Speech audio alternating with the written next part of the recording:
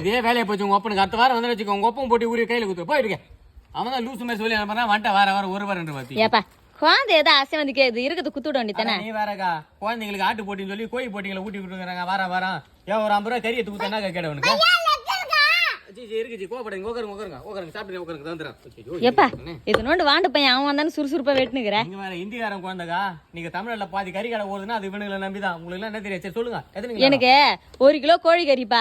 1/2 kilo எலும்பு இல்லாம கூட 1/2 கிலோ எலும்போட கூட எலும்பு இல்லாம கொடுக்குறப்பாரு அதை தோல் எடுத்துட்டு கூட எலும்போட கொடுக்குறப்பாரு அதை தோலோட கூட ஒரு லெக் பீஸ் ஒரு 1/4 கிலோ வர மாதிரி சேர்த்து குத்துரு முக்கியமா கழுத்து பீஸ் போடாதப்பா மெல்ல முல்ல கறி கடை பண்ணி என்னப்பா 1 கிலோ கறி 10 கறியா கூறு போட்டு கேட்டா நான் பைத்தியக்காரனா உரிக்கிறேன் போறவனுங்க ஐயா என்ன நல்லா லட்சமா தானே சம்பாதிக்கிறீங்க கஸ்டமருக்கு ஏத்த மாதிரி ஒழுங்கா கட் பண்ணி கொடுக்க வேண்டியதானே சம்பாதிக்கிறேமா